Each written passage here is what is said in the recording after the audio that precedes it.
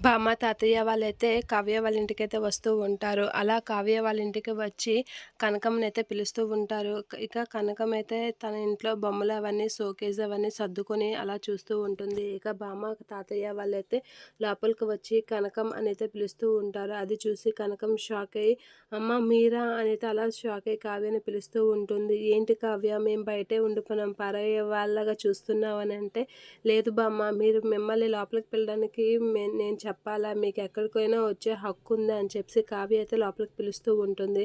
"రండి బామ్మ, కూర్చోండి" అని చెప్పేసి కూర్చోబెడుతూ ఉంటుంది. అలా కూర్చోబెట్టి ఇక మా అత్తయ్య గారు ఎలా ఉన్నారు బామ్మ, బాగానే ఉన్నారా అని చెప్పేసి అడుగుతూ ఉంటుంది. ఆ విషయం మీదే వచ్చాము కావ్య. అపర్ణ లేచిన నుంచి మీ గురించి అడుగుతుంది. "కావ్య, కావ్య, నా కోడలు కావ్య ఎక్కడ" అని కలవరిస్తూ ఉంది. "నైట్ కూడా నీ దగ్గరికి వస్తానని అన్నది. తన ఆరోగ్యం బాగాలేదని చెప్పేసి మేమే వచ్చాము తీసుకురావడానికి. నువ్వు ఈ పంతం ఒగ్గేసి రామ్మా, రాజు కూడా నిన్ను తీసుకురమ్మని మమ్మల్ని పంపాడు. నిన్ను తీసుకురమ్మని తనే పంపాడు" అనేది అంటూ ఉంటుంది. "అది నన్ను క్షమించండి బామ్మ" అనేది అంటూ ఉంటుంది.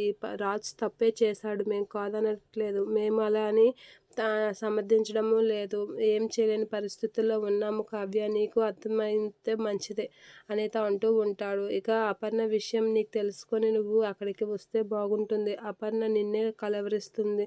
తను ఏమైపోతుందని భయమేస్తుంది. నువ్వు వస్తే తను కొంచెం కుదుట పడుతుంది.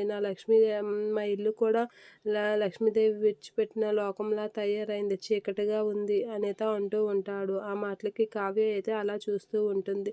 "ఏంటి కావ్య ఆలోచిస్తున్నావు? మీ అత్తయ్య కోసమైనా నువ్వు నీ పంతాన్ని ఒగ్గుకోవా" అనేది అడుగుతూ ఉంటుంది బామ్మ.